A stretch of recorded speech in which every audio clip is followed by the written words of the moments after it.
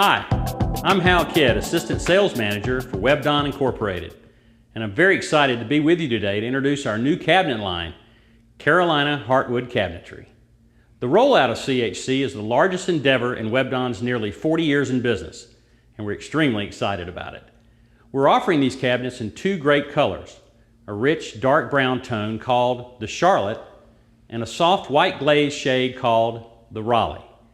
With features like solid half-inch plywood construction, full overlay mitered mortise and tenon doors, dovetailed drawer boxes, full extension, soft close undermount drawer guides, this box is without a doubt the finest semi-custom cabinet that you can buy. And all of this is available to you at a fantastic price point. As you can see, WebDon is fully committed to our new cabinet line. With over 6,000 cabinets in inventory, CHC is ready to fill all of your cabinetry needs out of our dedicated 20,000 square foot facility. Right now I'm going to turn it over to CHC Cabinet Division Manager Steve Nelson, who's going to show you how to assemble both a wall cabinet and a base cabinet. Steve? Thanks, Hal. As you can see with the Carolina Heartwood Cabinetry, you're going to receive 2 cartons for every cabinet that you order. In the first carton is the cabinet box, or carcass as we call it. This contains all the pieces and parts for everything behind the face frame and door. The second box you'll receive actually has the face frame and door or drawer front in it. What you'll find when you open these packages, the first thing you'll notice is how nice and neat and orderly all the pieces are in these boxes. While they're not all individually labeled, it's pretty self-explanatory what each piece is going to be. This obviously is a right side of the cabinet. You'll see the full dado construction of the pieces, the line board holes. There's one side. Then we have the back that is pre-punched for the drawer guide holes, the support holes.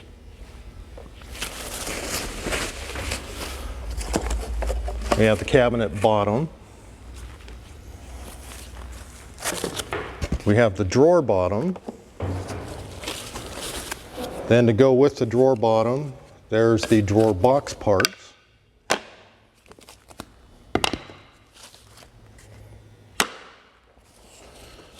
Next we have the toe kick and the full 3/4 inch adjustable shelf. And we also have the solid wood corner blocks. And the last wood part to come out is the left side of the cabinet. Also in this box you will find a package with all of the assembly screws that you will need, as well as the clips for the drawer box and the drawer guides themselves. Now in the second box, open it up, and you have the face frame and door for the cabinet. Again, all nice and neatly packaged.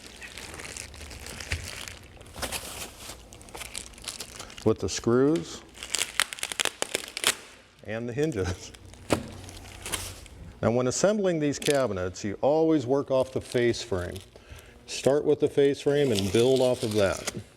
The nice thing about the way these are packaged is they are very well protected during all phases of transportation. There's your face frame,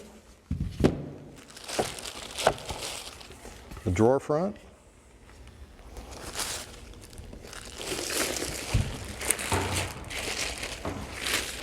and the door. Now you start with the face frame down on the table, and then you attach the sides with the next step. We highly recommend a multi-purpose adhesive such as Wilson Arts melamine glue. This will bond to any surface, including those that have a finish applied to them. Since these face frames are finished on all surfaces, you do need a multi-bond type glue. Now Eric will hand me the left side. It's pretty easy to tell, the toe kick notch. It's very simple. You place it into the groove, line it up on the top. For attaching the sides to the face frame, we recommend a pneumatic nailer with a 5/8 inch 18 gauge brad. When you nail from the inside, it helps push the side out to the edge of the dado, which ensures that the end skins will line up properly.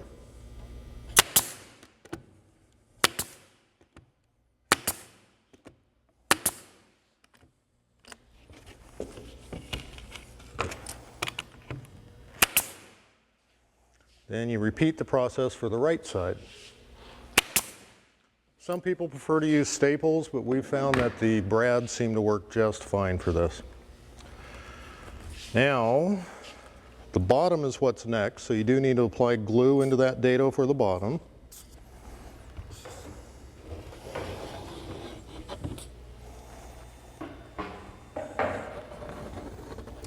And when you're doing this on a production basis, it's quite advantageous to go ahead and put the glue into the grooves while the pieces are still flat.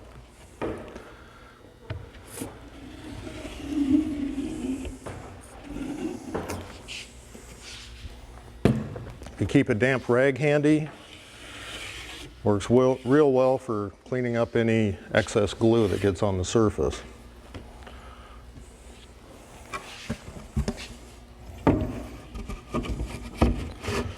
Bottom slides right into those grooves.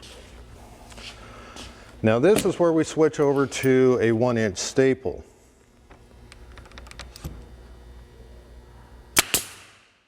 Pin one side first, then take the back.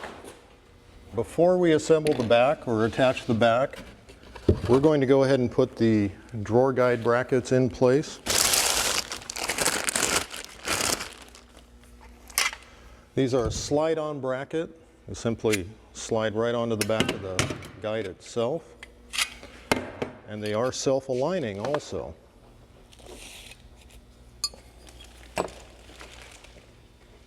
These brackets are attached with a number 6 screw. You put them right into the pre-punched holes in the back.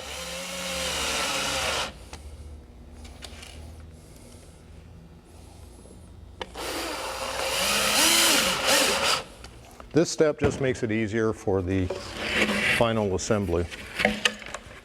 Also, because the back does, or the bottom goes into this groove, you do want to put glue in there.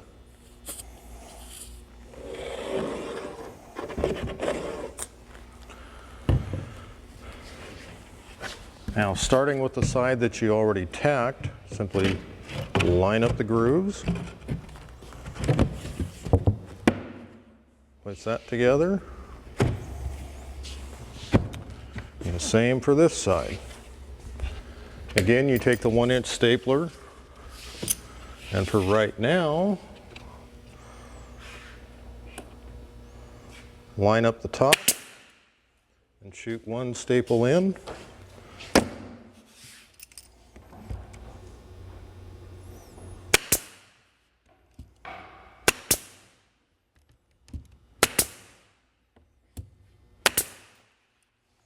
It's important to keep in mind that the glue on these cabinets is really what holds them together. The nails and staples that you use primarily hold the cabinet together until the glue sets. Once you have the sides attached to the back, you can either use a tape measure or, as we've done, make a guide to mark the center of the bottom panel.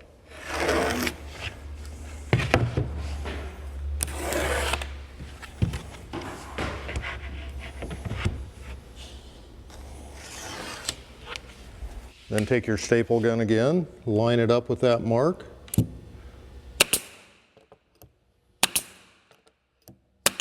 And usually 4 to 5 staples is plenty to hold the cabinet together.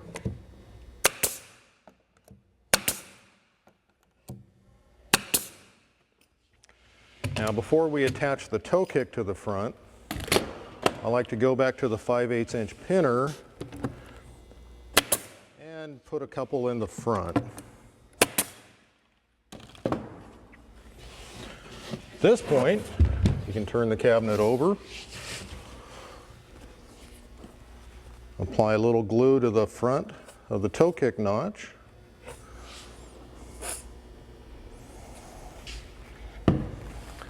And then attach the toe kick plate. And you'll see that this is notched, so it actually gives additional support at the bottom of the cabinet.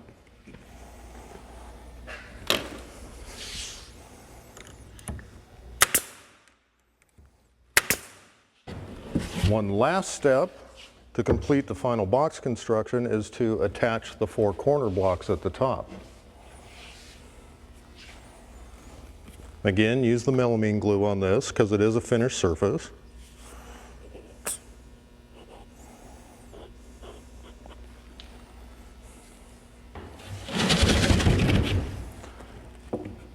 Simply hold that in place, again with a staple gun.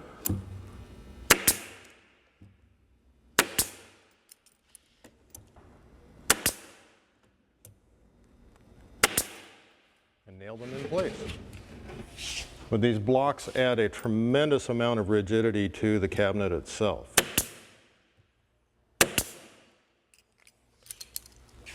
One into the front, not through the face frame. And that completes the basic box construction. You have your face frame, your sides, your bottom, back, and the toe kick. Now is a good time to go ahead and just wipe off any excess glue that you might find anywhere. And there you have the basic cabinet box. The next step would be assembling the cabinet box or the drawer box itself.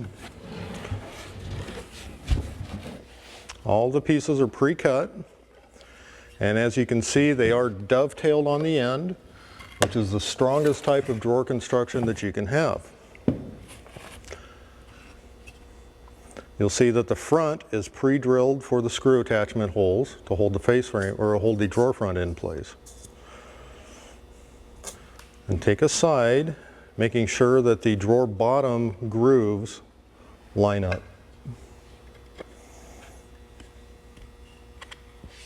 Sometimes a slight tap with a hammer is required because these are such a precision fit on these items. Again, take the 5/8 inch brad nailer.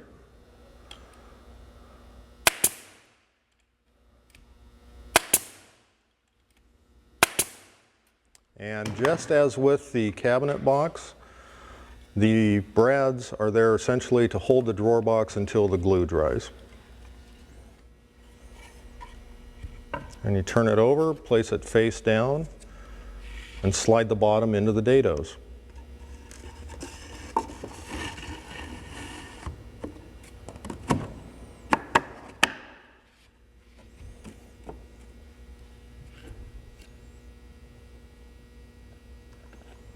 Now this being the back piece, you can see that it is notched for the undermount drawer guides.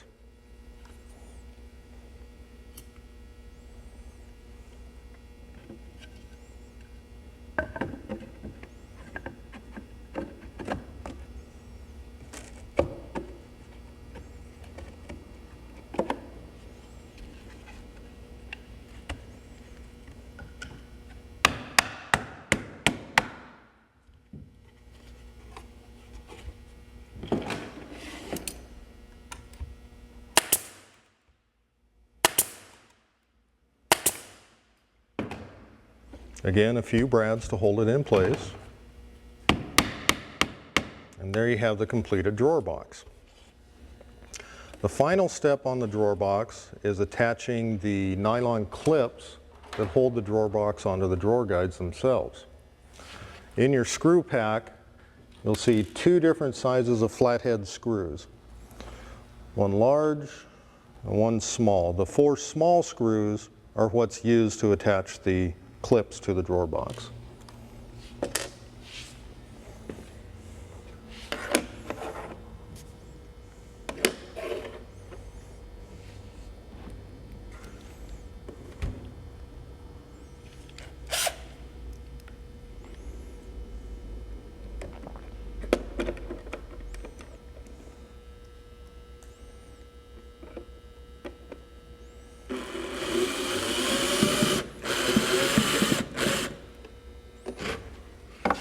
And you simply set that aside. And the next step is installing the drawer guides into the cabinet.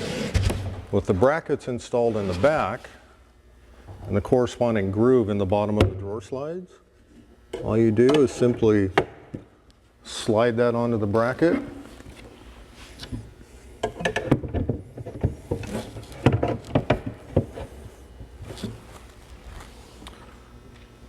And then place one of the flathead screws into the corresponding hole in the face frame.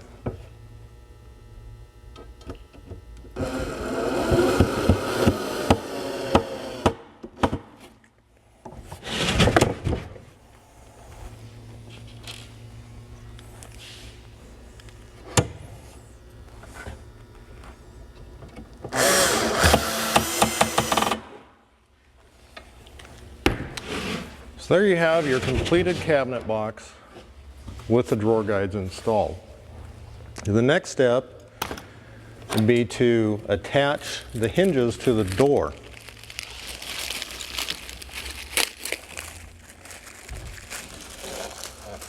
The doors are all pre-drilled for the hinge cup, and they do have the screw dowels in place. Inside the hinge pack, you will find the hinges themselves, as well as the bumpers for the door and the drawer front.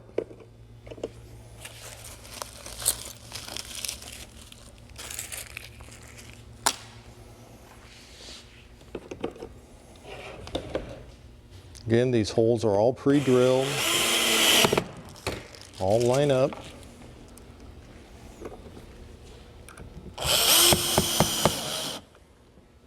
Four screws and it's ready for the hinges.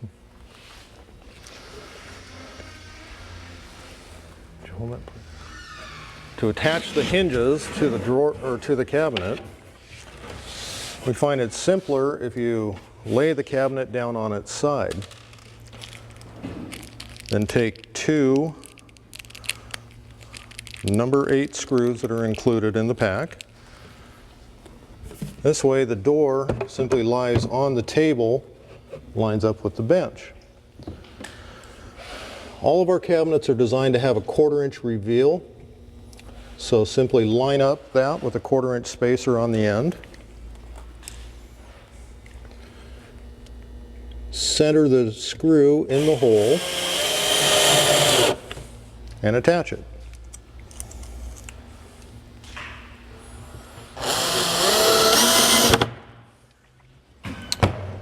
And while it's here, now's the perfect time to take your door bumpers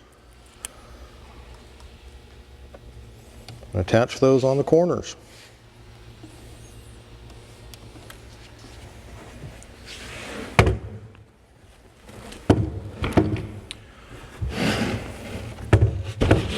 After installation, all of these doors are adjustable 6 ways. They can adjust up, down, side to side, and in and out. So it takes care of any discrepancies that you might have with the level of your installation. At this point, we now install the drawer box.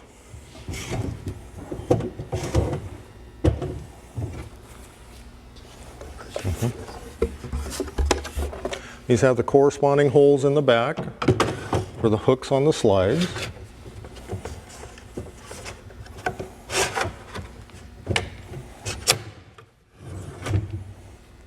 And there the drawer is. Again, using a 1/4 inch spacer, it's very easy to simply line up the drawer front above the door, line it up with the 2 sides. Take the drawer front attachment screws and using the pre-drilled holes in the drawer box,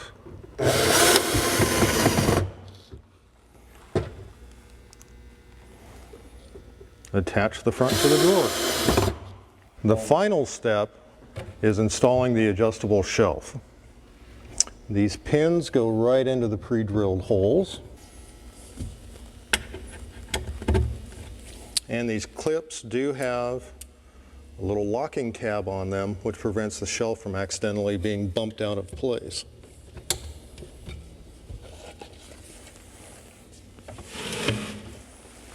And you simply set it on one side Press down, and it's installed.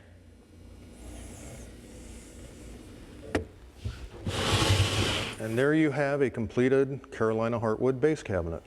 The ends of these cabinets, as you can see, even though they are finished, it is in the natural birch material. If this were an exposed end, we have skins available that simply glue onto the side, or you can glue and pin them. And that's how you finish the sides of these cabinets. Same holds true on the toe kicks. Once they're all installed, you simply take an 8-foot strip of toe kick material and attach that just as you would the finished sides. The wall cabinets are assembled much like the base cabinets. They also will come in 2 separate boxes. All the pieces and parts that you need, all the screws, the bumpers, the hinges, everything is included in the boxes. Now, just like the base cabinets, we start by gluing the face frame.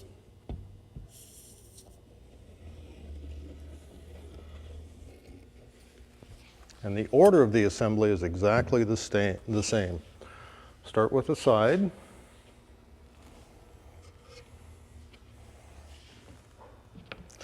One difference between wall cabinets and base cabinets is that there is no left or right side. They're universal, meaning that depending on which side you place the hinge, these can be either a left or a right.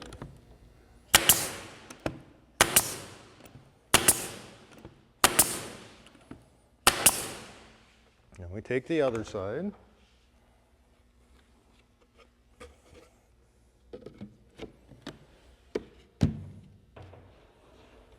Place it into the groove, line it up on top.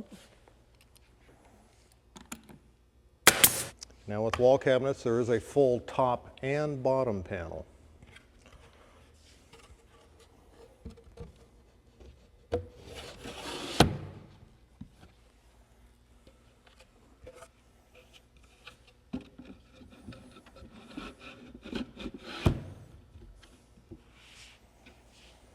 Once again, switch over to the 1-inch stapler.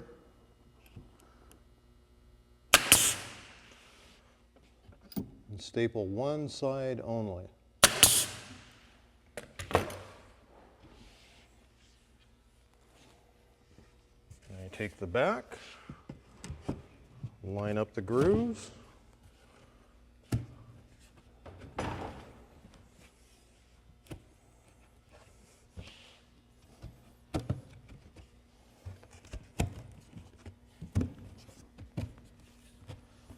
And slide it together. Just as with the wall cabinets,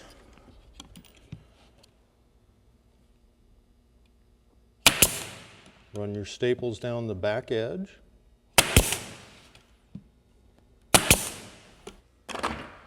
Once again, we've made up a guide to show us where the center of the tops and bottoms are.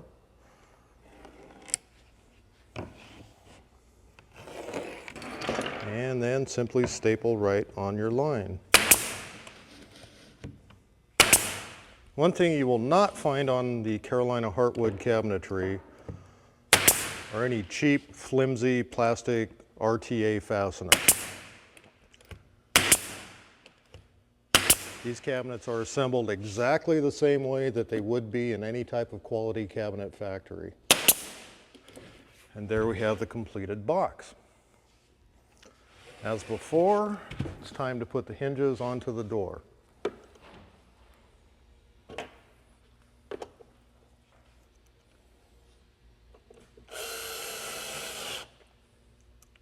Again, place the cabinet on its side. Set the hinges on. Space it 1/4 of an inch from the bottom. And use 2 of the attachment screws to anchor it to the face frame.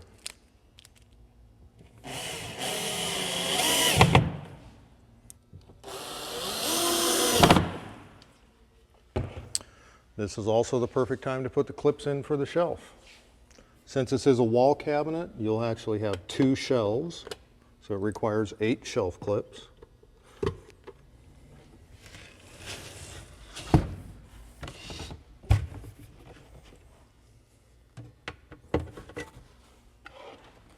And the shelves simply snap right into place.